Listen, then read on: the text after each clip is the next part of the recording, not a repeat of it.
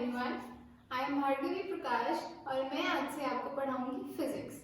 Physics generally बच्चों को पसंद तो आती नहीं है, तो इसीलिए हम फिजिक्स को कुछ इंटरैक्टिव तरीके से आज पढ़ने की कोशिश करेंगे। तो आइए शुरू करते हैं फिजिक्स का 12th क्लास का पहला चैप्टर, जिसका नाम है इलेक्ट्रोस्टैटिक्स। अब आप लोग सोच रहे होंगे, यार क्या बोरिंग चैप्टर है इलेक्ट्रोस्टैटिक्स। अब इलेक्ट्रोस्टैटिक्स है क्या? सबसे पहले तो हमें ये जानने की जरूरत है। जो इलेक्ट्रोस्टैटिक्स है, जैसा कि आप देख रहे हैं, दो वर्ड से मिलकर बना है। पहला वर्ड है इलेक्ट्रो और दूसरा वर्ड है स्टैटिक्स। तो इलेक्ट्रो सुन के माइंड में क्या आता है? इलेक्ट्रिसिटी या ऐसा कुछ। तो हम कह सकते हैं कि इलेक्ट्रो वर्ड इलेक्ट्रिसिटी से आया है, लेकिन इलेक्ट्रिसिटी थोड़ा ब्रॉड टर्म है, तो अगर हम उसे छोटा कर दें तो हमारे पास एक नया वर्ड आता है जिसे कि हम कहते हैं चार्ज। अब चार्ज है क्या? अब हम ये तो आप अक्सर बोलते ही होंगे, यार चार्जर दे दो, फोन चार्ज करना है, चार्जर दे दो, लैपटॉप चार्ज करना है, एक्टिवा जो इलेक्ट्रिक आ गई है उन्हें भी चार्ज करना पड़ता है। तो ये चार्ज वर्ड आया कहाँ से और ये है क्या? अगर आप फिजिक्स की किताब खोल के देखेंगे प्रदीप की, तो उसमें आपको एक सिंपल सी डेफिनेशन मिलेगी। सिंपल नहीं है, कॉम्प्लिकेटेड है। वो क्या कहती है कि charge is something possessed by material objects that makes it possible for them to exert electric force and to respond to electric force। अब ये इतनी बड़ी डेफिनेशन इतने से दिमाग में कैसे फिट करें? टेंशन मत लीजिए, मैं आपको इसे बहुत आसान तरीके से याद करा दूंगी। हाँ, अब हम बात कर रहे थे इलेक्ट्रोस्टैटिक्स की। अब हमने पहला वर्ड देख लिया इलेक्ट्रो, वहां से क्या मिला? इलेक्ट्रिसिटी। अब इलेक्ट्रिसिटी से हम कहाँ है? चार्ज पे। वैसे ही हम क्या करेंगे? दूसरे वर्ड को ब्रेक डाउन करेंगे। दूसरा वर्ड हमारे पास है स्टैटिक। स्टैटिक का मतलब सिंपल होता है, जो चीज रेस्ट पे है या जो मोशन नहीं कर रही है। तो स्टैटिक का हमने मीनिंग क्या निकाल लिया? रेस्ट। तो अब हमें इलेक्ट्रोस्टैटिक्स की डेफिनेशन मिल गई, जो कि बहुत ही सिंपल सी है। इसे हम क्या कह सकते हैं? ये वो पढ़ाई है या एक वो स्टडी है जिसमें हम चार्ज के बारे में पढ़ते हैं जो किसमें है? रेस्ट में है। मतलब जो चार्ज चल ही नहीं रहा है, एक पोजीशन पे है। तो हमें एक सिंपल सी डेफिनेशन मिली इलेक्ट्रोस्टैटिक्स की, जो कहती है it is the study of charge at rest. तो अब इतनी सिंपल सी डेफिनेशन हम बनाएंगे चार्ज की। अब ये जो इतनी बड़ी कहानी हमने लिखी है, इसको मैं आपको छोटा करके समझाऊंगी।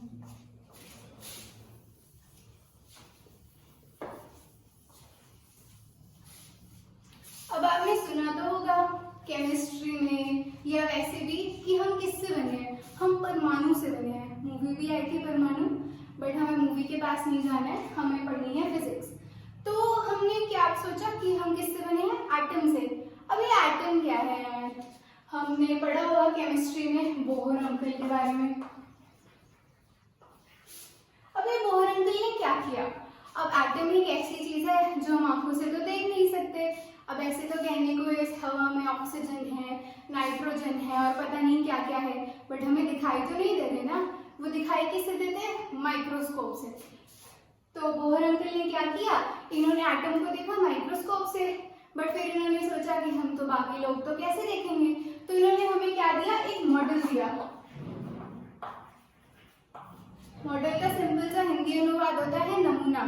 तो इन्होंने हमें एक नमूना पेश किया। किस चीज का? एटम का। तो इन्होंने अपना मॉडल कुछ इस प्रकार से बनाया कि सेंटर में तो हमारे पास होता है एक न्यूक्लियस। अब आप सोच रहे होंगे घूम फिर के कहाँ केमिस्ट्री पर आ गए। अब न्यूक्लियस के अंदर क्या होता है ये तो आप सब जानते ही हैं। एक होते हैं हमारे पास प्रोटॉन अंकल और एक होते हैं हमारे पास न्यूट्रॉन अंकल। अब ये प्रोटॉन और न्यूट्रॉन ने क्या किया? इन्होंने अपनी जोड़ी बना ली और जाके न्यूक्लियस में रहने लग गए।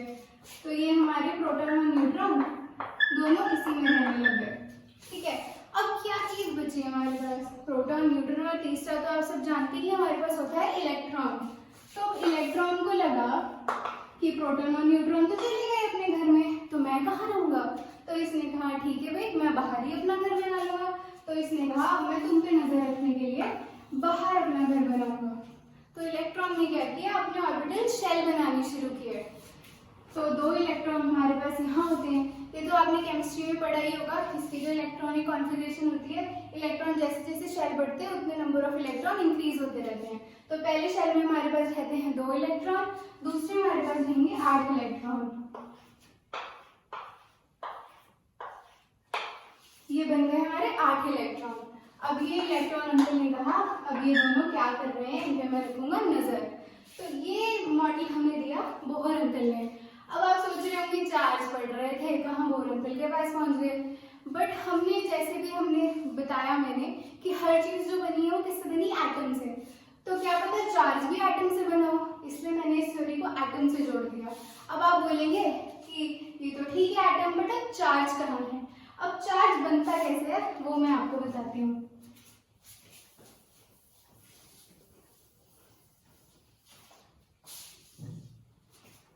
ये था हमारा न्यूक्लियस, इसके अंदर हमारे पास क्या है, दोनों है हमारे पास न्यूट्रॉन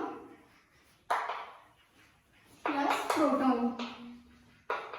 अब मैं आपको ये बात भी बता दूं, न्यूट्रॉन वर्ड आया है न्यूट्रल से, और जो भी चीज न्यूट्रल होती है इसका मतलब क्या है, उस पर चार्ज नहीं है। अब फिर देखिए चार्ज आ गया, मतलब नो चार्ज। और जैसा कि हम जानते हैं प्रोटॉन वर्ड कहाँ से आया है, पॉजिटिव से, P से प्रोटॉन, P से पॉजिटिव, तो इससे क्या होगा हमारा पॉजिटिव चार्ज। अब बचे क्या, इलेक्ट्रॉन बचे। ठीक है, तो हमने इसके बाहर इनकी पहरेदारी के लिए इलेक्ट्रॉन को भी बुला लिया। और इलेक्ट्रॉन हमेशा क्या होता है, नेगेटिवली चार्ज होता है।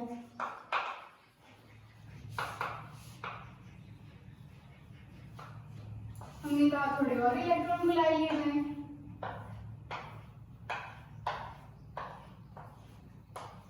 अब इतने इलेक्ट्रॉन तो हो गए थे, हमने सोचा एक और वैलेंस शेल बना लेते हैं, तो हमने एक और इलेक्ट्रॉन को रख दिया। अब ये जो इलेक्ट्रॉन है इसने कहा ये तो सारे जोड़ियों में है, मैं यहाँ क्या करूंगा, चलो घूम के आते हैं। तो ये चल दिए जनाब जी बाहर। अब ये जो इलेक्ट्रॉन जनाब जी थे हमने इन्हें नाम दिया फ्री इलेक्ट्रॉन। फ्री इलेक्ट्रॉन का मतलब तो आप समझ ही गए होंगे, फ्री का मतलब वेला ही होता है, और वेला बंदा क्या करता है, घूमता फिरता है। तो ये इलेक्ट्रॉन ये चले गए घूमने। अब इनके घूमने की वजह से हुआ क्या वो मैं आपको बताती हूँ।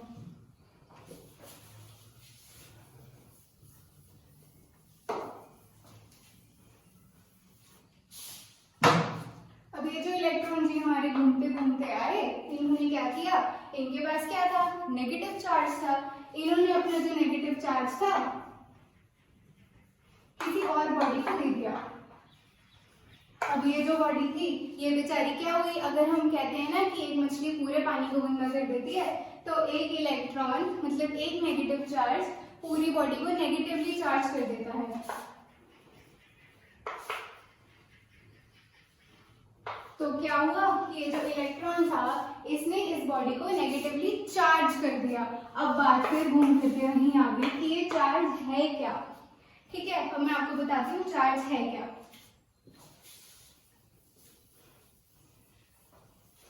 सिंपल सा एग्जांपल लेते हैं, जब आप लोग अपना फोन लेते हैं, आईफोन या जो भी है आपके पास, अगर आप उसका चार्जर सीधा सॉकेट में लगा दें और स्विच को ऑन ही ना करें तो क्या आपका फोन चार्ज हो जाएगा, नहीं होगा। लेकिन जैसे ही आप स्विच ऑन करते हैं वैसे ही आपका फोन क्या होता है, चार्ज होने लग जाता है। इसका मतलब क्या हुआ, हमें कुछ फोर्स प्रोवाइड करनी पड़ी कि आपका जो फोन है वो चार्ज हो जाए।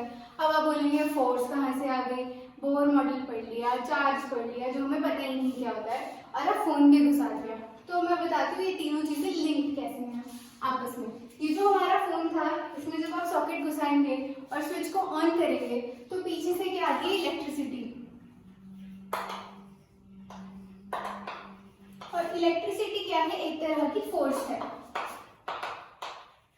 अब इस फोर्स ने कुछ नहीं किया, इसने धक्का दिया, इसने जो हमारे इलेक्ट्रॉन थे इसको दिया धक्का। जैसे इलेक्ट्रॉन्स को धक्का मिला वो आपके फोन तक पहुंचे और आपका फोन क्या हुआ, चार्ज होना शुरू हो गया। तो आइए एक बार फिर से वो जो हमने डेफिनेशन लिखी थी चार्ज की वो जरा याद करते हैं। उसमें हमने क्या पढ़ा था, चार्ज क्या है, एक ऐसी चीज जो एक बॉडी पोजेस करती है जिसकी वजह से वो फोर्स को रिस्पॉन्ड करती है या फोर्स एक्सर्ट करती है। तो जो हमारा उसमें पार्ट था एक्सर्ट फोर्स, ये तो हमें ही पता लगा, लेकिन जो रिस्पॉन्ड टू फोर्स था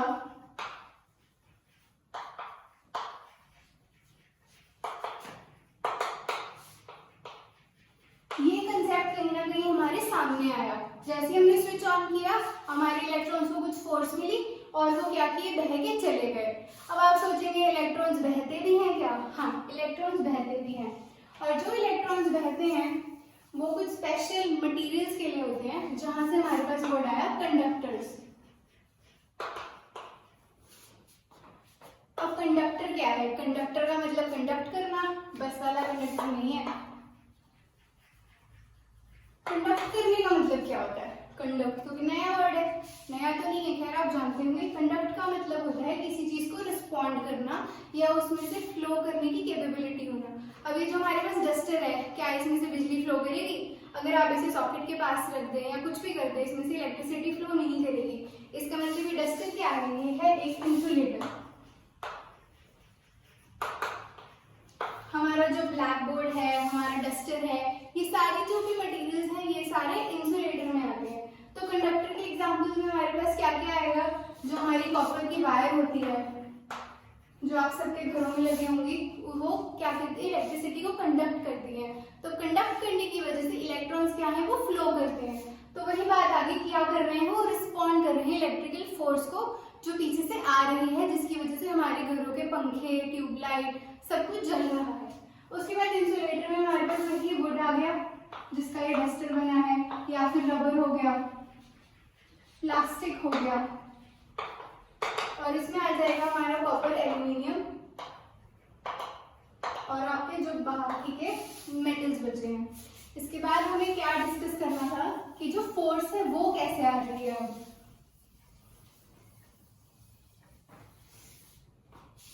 फोर्स के बारे में पढ़ते हैं। हमने पढ़ा रिस्पॉन्ड टू फोर्स,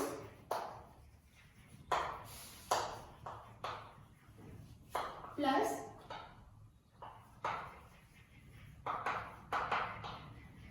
अब ये वाला जो कंसेप्ट है ये हम समझेंगे ग्रेविटेशन की हेल्प से।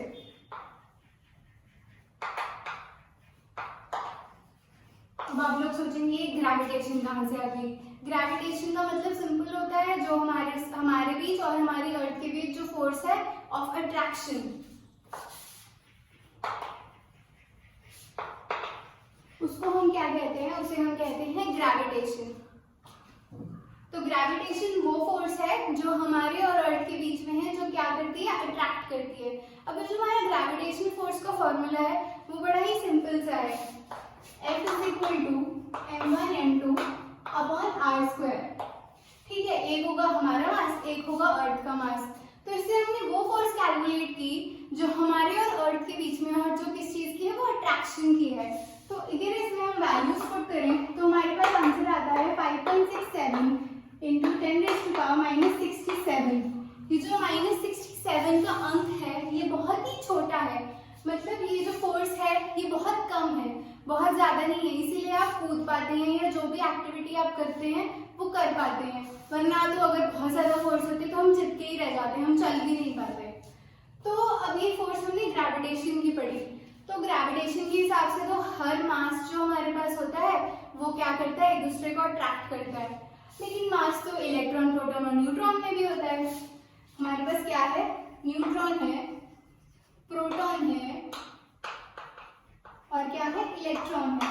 ये जो तीनों क्वांटिटीज हमारे पास हैं, क्या इनका कुछ मास है? हाँ बिल्कुल है, चाहे बहुत कम है लेकिन मास तो है। अब हमारे पास मास ऑफ इलेक्ट्रॉन कितना होता है? 9.1 इंटू 10⁻31।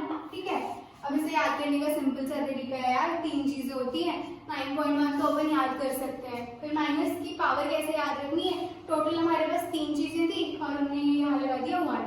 ठीक है, अब हमारे पास जैसे कि इलेक्ट्रॉन का मास है वैसे ही प्रोटॉन और न्यूट्रॉन का भी मास है। तो अगर हम इस कंसेप्ट के हिसाब से चलें, तो अगर हम इन दोनों मासेस की वैल्यू यहाँ पुट करें तो क्या हमारे पास एक और फोर्स आएगी? हाँ बिल्कुल आएगी।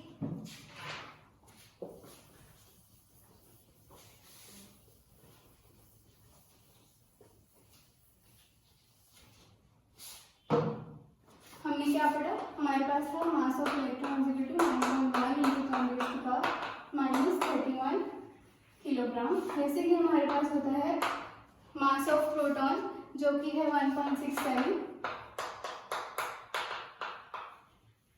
इसे याद करने का भी सेम ही तरीका है, एक हो गए, 3 हो गए, फिर 2 है और 6 7 का 7 यहाँ आ जाता है, तो आप इस हिसाब से इसे याद रख सकते हैं। सिंपल सी ट्रिक है, आप चाहें तो अपनी खुद के बना सकते हैं।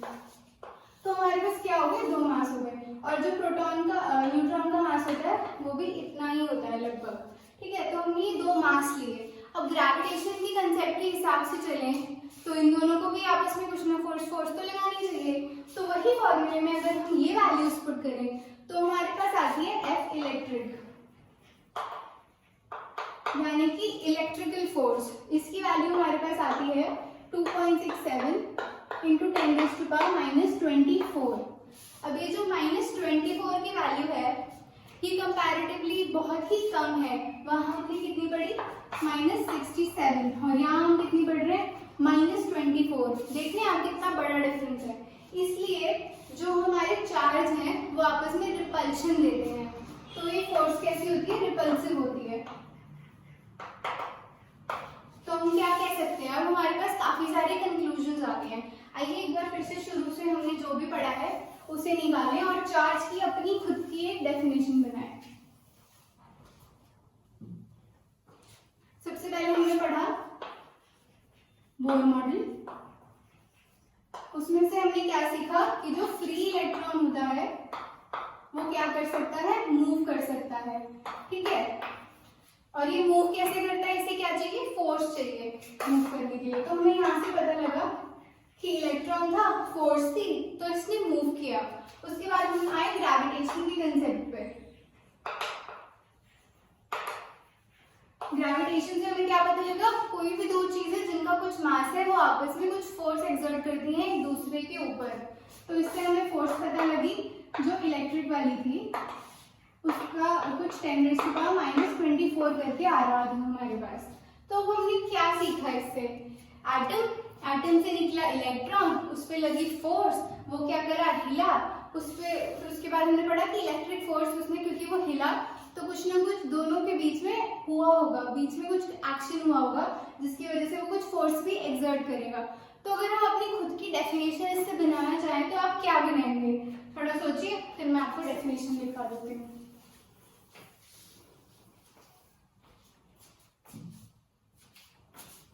तो हमारा क्या हुआ, चार्ज, जो हम इतनी देर से सोच रहे हैं कि चार्ज है क्या, ये कुछ नहीं है, इट इज नथिंग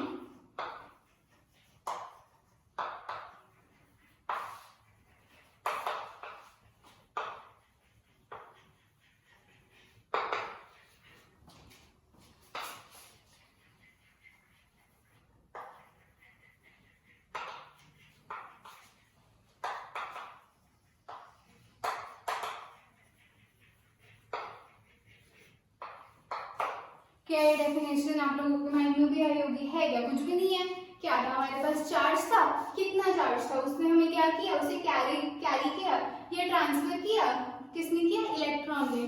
तो चार्ज बेसिकली क्या है, वो एनर्जी है जो एक चार्ज लेके जाता है एक जगह से दूसरी जगह पे, ठीक है। उसके बाद ये जो है ये कैसे होता है, जैसे कि हमने पढ़ा कंडक्टर, तो कंडक्टर में क्या होती है, कंडक्शन होती है। तो कंडक्शन की हेल्प से क्या होता है, जो हमारे इलेक्ट्रॉन होते हैं वो मूव कर सकते हैं। तो हमारी सिंपल सी डेफिनेशन बनी कि it is nothing but the amount of energy carried और transferred by electron through conduction, induction या जो भी मेथड आप लेना चाहें। इसके बाद अब हमें पता लग गया कि चार्ज भाई कुछ तो था बट निकला गया एक फॉर्म ऑफ एनर्जी। तो चार्ज की कुछ प्रॉपर्टी होगी। अब हम चार्ज पढ़ते क्यों हैं,